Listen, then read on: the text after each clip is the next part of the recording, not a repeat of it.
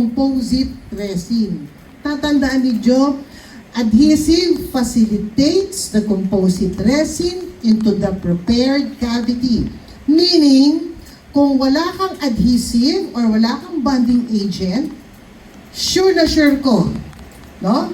Hindi siya mag-adhere sa tooth structure. Even though you have width or depth, it doesn't matter. Unlike pag-amalgam, if you have width, if you have depth, precisely ano yan, mag-adhere. No? Kasi yung primary requirement ng amalgam is right width and depth. Kami mga measurements tayo. Kaya yung gauge depth napaka-importante na ayaw yung bilhin, ewan ko kung bakit. Kasi pag ginanon yun, alam mo yung tamang depth, gagamitin niyo sa pre-board, board examination, yung right measurement between two is smooth. I-discuss natin yan sa finals. Kasi mag-CPE kayo. Okay. So bonding agents are resin material. That's why you will cure it.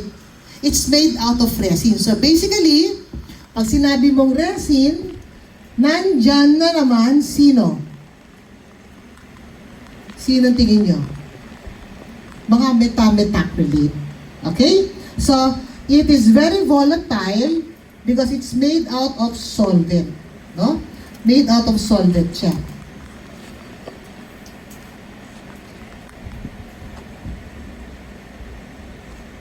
Okay. Made out of solvent siya. Which is primarily, it can be acetone or ethanol based. Bahala yung manufacturer na yan. Parang paracetamol yan and ano pa isa? Acetaminophen eh. Bahala yung manufacturer kung anong gusto niyang gamitin. Wala sa ako masasabing advantage or disadvantage kasi lahat meron pa rin pros and cons or whatever. So, kaya dapat pag bonding agent kayo, you always what? Ano? Parang wala talaga kayo Hindi. Sabihin ko, lagi nyung tatakpan. Isolate. Kasi once the acetone na yan or the ethanol will evaporate dahil binukas mo, even though it is not in the expiry date, it is already deteriorated. And how will you know? Paano nyo malalaman? If the consistency is what? Watery. Very good. Pag yan, highly viscous, ibig sabihin ng highly viscous, ano? Malapot, itapon mo na yan. Okay? Itapon mo na yan.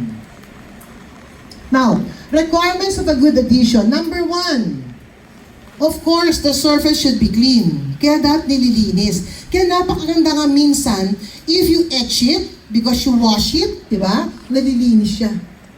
Yung mga smear layer niyan, natatanggal. What is a smear layer? What is a smear layer? Ano, anak? Ano smear layer? Debris. It is composed of debris of the organic and inorganic parts or component of your tooth. Ano ba organic and inorganic? Sabihin nun, yung component ng ngipin mo. Which can be hydroxyl apatite crystals, pwedeng calcium, merong phosphate, merong water, etc. Kaya natatanggal siya, nawawash siya. Next, it should have an intimate adaptation between the adhesive, which is your bonding agent, and the adherent, which is your adherent niya. Ano? Bonding agent, saan naman yung bonding agent? Sa ilong. Sa ngipin, definitely. Diba? Kaya dapat close sila to each other. Kung hindi sila close, hindi magdidikit. And well cured. How many seconds do we need to cure a bonding agent? 15? 10 to 15 seconds ba? Ano ba? 10 to 15. Okay. Alam ko 10, di ba? 10 seconds. 15 seconds yung inyong composite.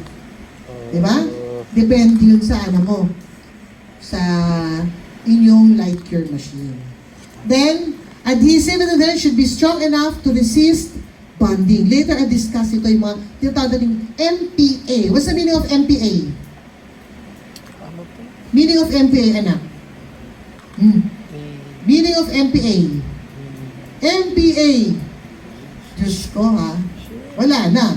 Sa board exam, lagi yan. Ano yung sabi ng MPA? Mega Pascals. Ayun yung strength ng inyong bonding agent. Meron yung certain strength na pagbababa, hindi siya didikit. Kahit na dikit yung bonding agent mo, kung ang megapascals yan, mababa sa normal, it will not adhere. Okay? Okay, what is enamel bonding? Enamel bonding is acid etching that transform the smooth enamel into what? Irregular surface. So, paano yun? Ganyan ang itsura. Palagi enamel bonding tayo. Purely sa enamel surface. We want to produce that porous surface. Then, when the time your fluid-based material, what is an example of fluid-based material? Ano example of fluid-based material? Fluid-based resin material. Ano example na yan? Ano? Flowable. That you applied on the surface. Ano? Bonding agent. Very good. So, pag in-apply mo siya, yung flowable na yan, so ano mangyayari? Tapos pinag-polymerize ka, magkakaroon siya ng interlocking. No? Kaya nananatiling bonding sa enamel surface. Irregular, nilagyan mo siya ng bonding, kinure mo, nag-interlock. So, ganun ang maging, and you will create this what we call as the resin tag formation. Okay? Resin tags. So, yung ganyan, ganon, wash, lagay, tapos ang kwenta. Okay? Now, what are the effect if you etch your tooth? So, number one, you are producing 20 micrometers of porous layer. No? Nagkakaroon siya ng irregularities, porosity, and then, pag nagkaroon ka ng mga porosity na yan, at magkakaroon ka ng application ng bonding agent, you increase the wettability na absorb niya kasi lahat because of the irregularities. So, you increase the surface area. Pag kinure mo siya, that's why you have a good surface energy. Mas matibay na yung ngipin mo na na-restored mo with your resin. Okay? So, tuloy-tuloy yan. Kaya napaka-importante. Ang tanong ko, what if I only etch my tooth and I will not bond it? What will happen? Hindi didikit. No? Eh, ano mangyari? For example, nag-etch ako, tapos hindi pinabayaan ko lang. Ano mangyari? What will happen? It will, what? Wala. You just weaken the surface. Kaya minsan pa nagkakamali kayo, ay, naku, 1-1, ay, naku, 2-1 pala. Winikin mo yung surface ngayon. No? Kasi nakakatanggal siya ng ilang micrometers, 10 micrometers of porosity. So, yung healthy tooth mo, tinanggalan mo ng healthy component ng ganung na amount. So, from that point, when you etch it, you rinse it with water. At least 5 to 10 seconds para we're well assured that it is what? Completely clean or remove yung inyong etchant. If the etchant stays on the tooth, hindi mo natanggal siya, what will happen again? This may lead to what?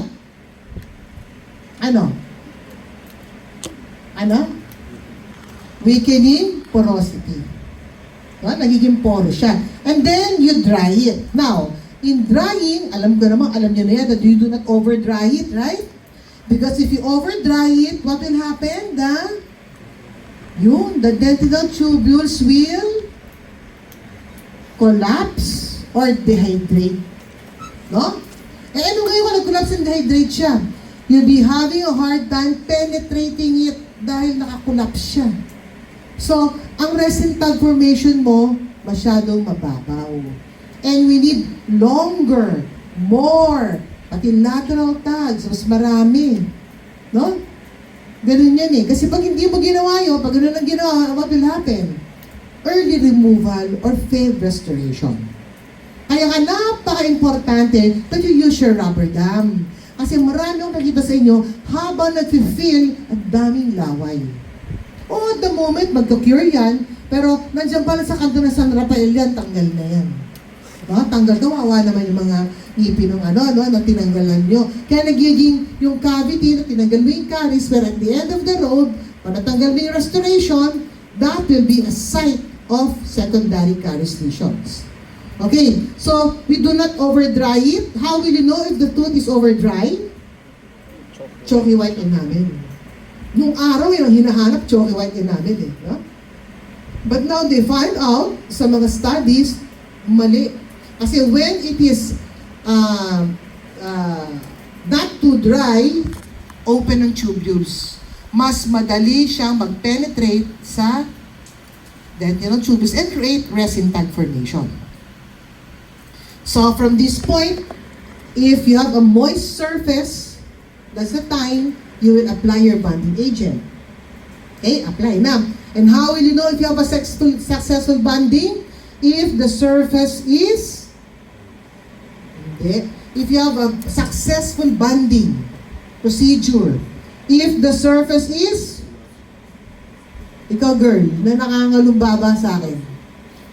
If the surface is, how will you know if you have a successful bonding procedure? If the surface is, ano? Naman, no? Parang wala kayong ginagawa sa clinic eh. Nanguhula lang ba kayo sa clinic? Paano nyo malalaman pag ayos ang banding nyo? Glossy! Diba? If the surface if the surface is not glossy, you will repeat the procedure from when? Etch. Kasi in some ways, baka nagkaroon ka ng what? Contamination of saliva. Kasi nga matigas ang ulo mo. Ayaw mong pasterilize ng rubber dam. Diba? May mga patama kong konti. Okay. Primary, tandaan nyo, pag mga resin ha, tatandaan po ninyo, nandiyan si bis-GMA. Bisphenol, glycidyl, methacrylate. Yan. Si methacrylate acid, yan ang family ng lahat ng resin material. Kaya sa board exam, pag nakakita ka ng methacrylate, iisipin mo, ang tinatanong niya ay resin. It can be what? It can be luting cement, diba? Pwede din siyang composite at pwedeng bonding. Okay? Now, I've said the megapascal, so the amount that is acceptable is 15 to 25 megapascals. Yung strength ng bonding agent para dumikit ang composite sa ngipin. If it is lower than 50 megapascals, asahan mo, nadedeband yan. Kaya pag bibili kayo ng bonding agent, make sure more than 15 to 25 megapascals. No? Kasi kung hindi, useless. So, lalagay mo siya, air dry, and cure. Now, what is dentin bonding? Well, dentin bonding is quite difficult. Why do you think dentin bonding is quite difficult? Ano anak? Because, logic lang. Bakit ang hirap i-band or i-etch and band ng ating dentin? Irregular surface? Hindi. And gusto mo nga irregular di ba? Para dumikit. Why? Mas moist. No? Dentin has what? Fluid. Yung fluid na gumaganon sa dentinal tubules, yun nagkukos ng sensitivity. Okay? So, basically, ang hirap i-etch ang dentin. So, when you etch your dentin, lagi siyang basa. Kaya mahirap. No? So, basically, you have a difficulty in penetration of your adhesive. Okay, sorry. Resin tag formation. Okay. More tags, a lot better.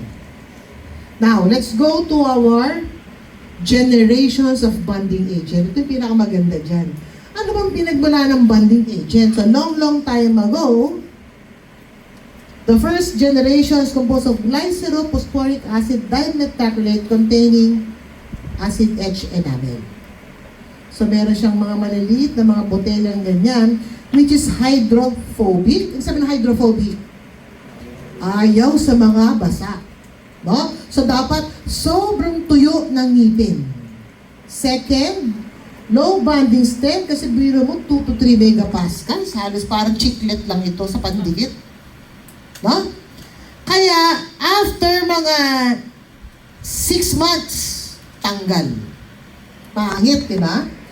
That's why they've created the second generation wherein meron na siyang methacrylate in ethanol. Yan, si methacrylate. Nung dumating sa methacrylate, gumanda na yung buhay. So, ang mechanism naman niya is between the phosphate group and calcium smear layer. Smear layer is the, ano ulit? Debris. That is the tooth debris when you do your cavity preparation. Kaya pa nag-cavity prep kayo, yung debris mo na pupunta dun yan sa preparation or minsan dun mismo sa kung saan mo tinatanggal yung tooth structure. So, yung smear layer na, it is the weakest part of your tooth. So, ang ginawa ng calcium hydroxide, ng body agent, yun ang tinarget niya. Yung mga smear layer na yan.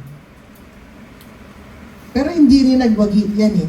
Kasi because it has less wettability and low penetration. Kasi in other books, when you can see, if you have a decayed tooth, mahirap mag-penetrate si bonding. Stop agad siya. Kaya nga, napaka-importante class. When you do your preparation, and you will see that you have, sabi nga mushy ka dyan. Soft caries, na? Mushy po eh. Patatawa ka lang. Hindi ba ikaw yan? Soft caries, you have to remove that. Kasi when you do your bonding technique or etching technique, fail. Kasi lahat ang nilalagay mo doon, etchan, bonding, hindi well penetrated. That's why you will always stop your preparation on a stable dentin or enamel. Naintindihan? Paano po napakalalim na po nung paelam natin, hindi mo naman kasalanan yan, kasalanan ng pasyente mo yan. Pinabayaan niya yung ngipin. Kahit malalim, wala tayong magagawa. We have bases that can replace the lost dentin. Naintindihan? Okay. So, ito yung mga, umangat ng konti megapascal kasi naging 10, pero still, no? Sa studies, hindi pa rin siya angat. That's why, they've created, ito yung mga examples, no? The third generation, wherein they attempted the smear layer in 2 layers. Paano nangyari yun? Ngayon, this time, sa third layer na to, nag-remove, tinanggal nila. Sabi, hindi, kinakailangan tanggalin natin ang mga smear layer na to. Kasi dati pinababayaan lang nila eh. Kasi siyempre parang kayo yan, hindi nila alam anong ginagawa. No? Tama na, tumigil na tayo dito, natakatakot ang lalim. So ngayon, nagkaroon ng malawakan na seminar. No, we have to remove the smear layer. Because that smear layer cannot be penetrated by our etchant and bonding. So, ayan ang third generation. Ngayon, gumamit sila ng pentyl or penta. No? By penetration of acidic monomers. So, in that case, nung araw, parang medyo sinasama-sama na silang tooth conditioner sa bonding. No? Meron na sila. Pero, hindi pa rin nila malaman ano kayang mali. Bakit parang hindi pa rin siya masyadong well adapted. Kaya, dito na dumating, these are the examples, yung pinaka-paborito kong fourth generation. Fourth generation is what's called the rinse, no? Rinse or total etch technique. So, in-isolate na nila, alam ko nang gagawin natin, we need 3 steps. We need an acid etchant, a primer, and adhesive. Dati pinaghalo-halo nila na maliliit naman na component eh. So, ang fourth generation, dito na nagkaroon ng tinatawag total etching technique. Because we're dealing with acid etchant. Another term for acid etchant? Tooth conditioner. Yan. So, ang unang-unang gagawin, lalagyan ng phosphoric acid, acid etchant. Then, apply ng primer, which is hydrophilic. Meaning, pwede na siyang moist. Kaya, dito na pumano yung ating wet, bonding na tinatawag. No? Kasi, pwede nang pagka-rinse, remove the excess of the water, moist siya. Okay? And then that is the time you will fill it up with your resin bonding. After magiging ng primer, lalagyan mo siya ng bonding agent. Okay? So, ulitin natin. Etch, wash, then primer, tapos air dry ng 5 to 10 seconds to make sure it's homogeneously distributed. And after that, apply your bonding. Air dry, cure. Pag kinure mo siya, nag-interlock siya. Doon pumasok yung tinatawag nating hybrid layer or the resin dentin interdiffusion layer. So, yung na-bond nyo na tooth structure, ang tawag doon, hybrid layer. Naiintindihan nyo, class? Ang simple lang yan, di ba? Kumbaga, ginagawa nyo kasi pero dito alam ko ano yung theoretically. So, etch, wash, bond, primer, bond, cure. Pag na-cure na siya, ready ka na mag-fill. Yung layer na yon, hybrid layer na. Kasi na-improve mo na siya. Okay? So, yan. Gumagamit ba kayo dito? Hindi, Dahil ang ginagamit nyo, pero kayo yung tamad ay 5th generation. Bakit? Kasi ito yung mga samples lang, no? Bakit 5th generation? What they did is, nag-etch pa rin. No? Kasi 5th generation or one bottle system. Bakit? Kasi si primer and si adhesive, nasa isang bote na lang. Yan ang ginagamit nyo. We called it sometimes the prime and bond NT. Nanotechnology. So, etch ka pa rin, wash, then bond. Air dry mo na air, then bond. So, hindi mo nalalagay si primer, dahil si primer is already incorporated in that one bottle. And then, cure for 10 seconds. So, yan pinakaano natin. Diyan na pumasok yung mga iba-ibang klaseng mga body agent. Now, mas tumabad tayo ng tumabad. We have the 6th generation. Ano yung 6th generation? Well, basically, mas sinimplify nila. Ito usually yung ginagamit sa mga tinatawag self-etch dental adhesive. For example, gagawa ka ng class 3. No? Wala na siyang nakitang, or class 3.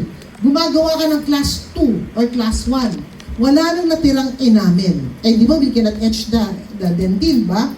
Dito papasok sa 6th generation because you have a very small amount of acidity. About 10 lang. 2.5, yan. Ang phosphoric acid natin doon is how many percent?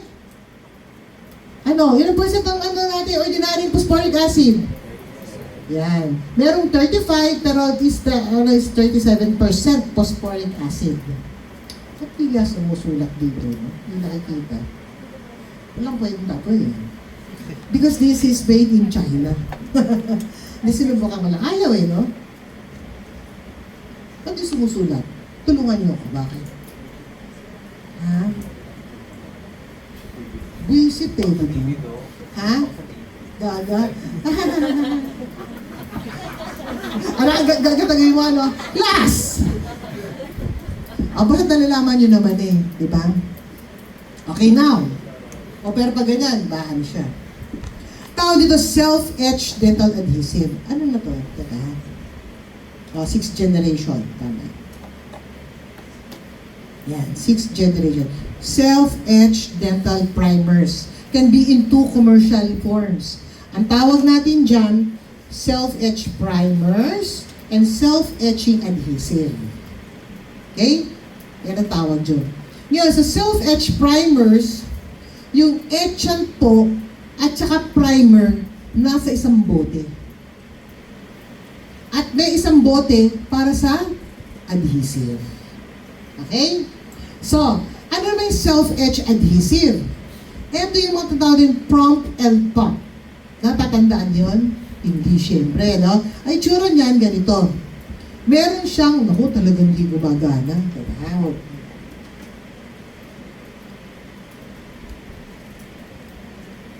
Hindi naman pala nakakonect.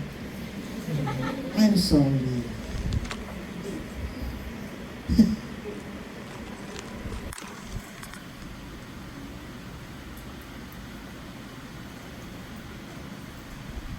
Hindi, tsaka ano class ang problema pag walang signal, ano?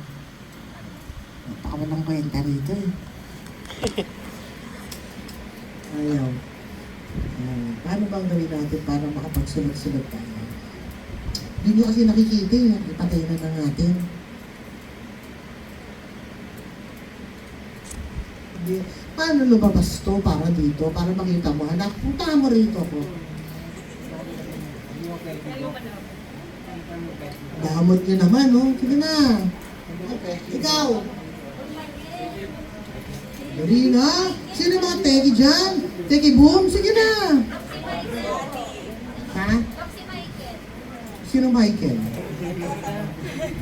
Ay, akong ganun doon eh. kailangan tingnan natin.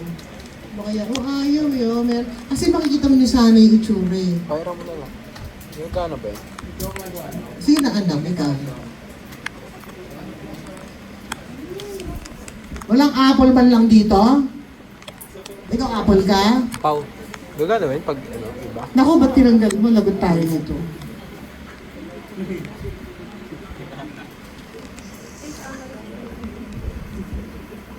Kasi dapat nakita niyo, paano yung... Ha? Sige, ganun mo anak. Ganun mo. Yan! That's my boy. Iba'y hawak mo. Iba'y hawak mo. Ibang klase itong si Philip, ha? Isa talagang ano eh. Okay. Ganyan ang prompt LPOP. Isang ganun lang siya. Tapos, etong dulo na to, titiklupin mo siya. So, pipindutin mo, titiklupin, hanggang umabot ka na dito. So, kumbaga parang inaano lang yan. Tapos? Sorry. Ayan, titiklop. So in short, nasa isang container siya na hinahalo mo pa din. Yung isa, yung self-etch primer, 2 bottles. No? Yung mga makikita mo na very familiar self-etch primers.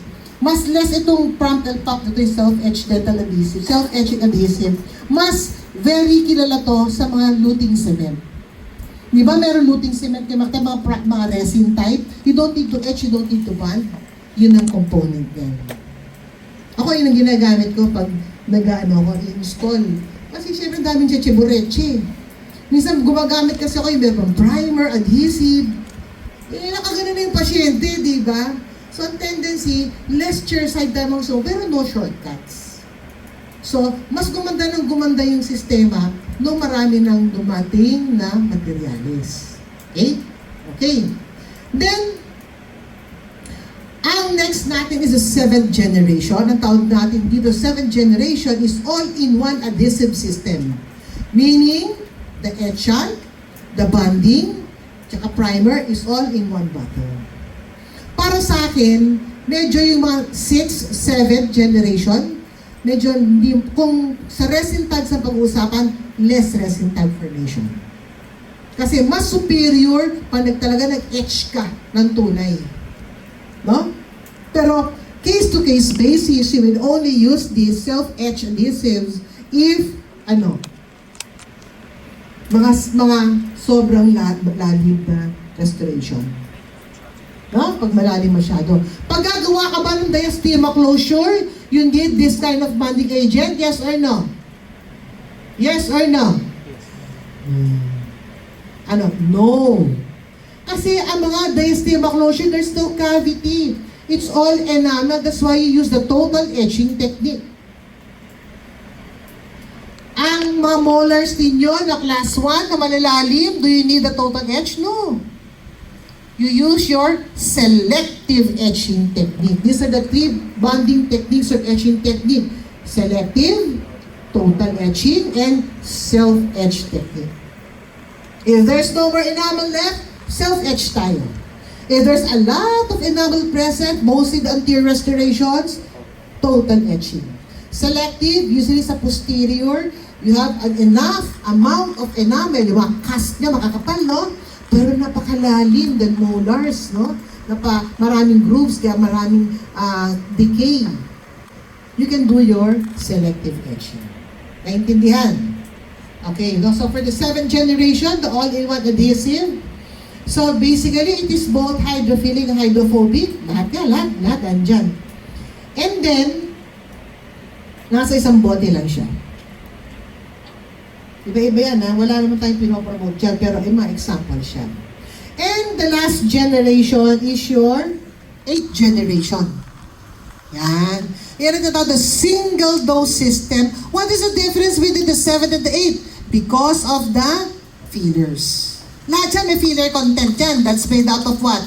Methacrylate, di ba? Ito, nano-fillers. Maliliit na siya. To increase bond strength, it is very user-friendly. Kahit siguro kapatid mo, pwede mag-ganyan-ganyan. No? And no need to rinse because you don't need your tooth conditioner. Another term for tooth conditioner, acid etchant. Another term for bonding agent, adhesive. Ayan. Ano lang ang disadvantage mo? As usual, both 6, 7, and 8 generation, they have smaller resin tag formation. Mas konti lang. And what we need is longer, more laterals, which can be found on the 4th and the 5th generation. Okay? And then, hybrid layer form is thinner and less uniform, discontinuous with lot of debris. So, yun talagang disadvantage niya yun. Dahil talagang di kaya. Dahil talagang nakakatanggal lang ng mga debris is your etchant. Kasi syempre, phosphoric acid, no? Na-weaken siya. Then you rinse and dry. Tanggal. Okay? So, question regarding adhesive. Yes po. Ang pinakapaborito ko ng 4th generation, but it's not that applicable na ngayon. Kumbaga, ano siya, sa ibang bansa, meron pa talaga. Ako may ginagamit ako na 4th generation. Meron din ako, the best for me is the 4th and 5th generation. Pero yung talaga the best 4th generation. Meron pa rin naman, kaso hindi ko sa inyo maibigay, dahil syempre, hindi siya ganun ka-available sa market, at saka medyo may kamahalan. Depende sa pasyente mo eh. Pag yung pasyente is willing to pay na 2,500 per surface, di gawin mo yung 4th generation para talagang ito very stable. Pero kung gusto yung katamtaman lang, di magano ka, 5th generation lang yung kung anong ginagawa ninyo. Meron yung mura-mura lang naman yun. Okay? Yeah. More questions? No more questions? Yes, ay, hala ko. Ito naman to, oh. Nagtaas na gano'n, kitang-kita ko eh, oh. Magulo ka talaga eh, no?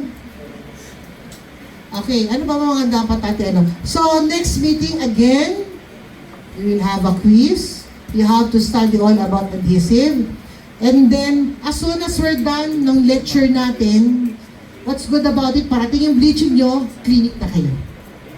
Yes, ako. Tapos, kung makakapag-discuss ako ng konti pa sa, kasi ano tayo eh, wala tayong training, midterm lang. Kaya please, do good in your quizzes. Alam nyo naman, napunta na kayo sa akin, di ba? So alam nyo na yung sistema, doon tayo sa quiz talaga. Okay? So sa section A, nasa na A. Sure kayo walang nagbayad nung, sino kaya yun? Wala, sige. Sana magbayad na lang kay Mr. Bonifacio kasi hindi talaga makompleto, hindi madi-deliver unless hindi bayad. Ha? Tinataningan ko siya ng ngayong linggo na to, kung maaari lang. Ha? Para makapag-proceed tayo sa natin. Okay? No more questions? None? Oh, thank you for coming. God bless you all. Shit, may gusto ako.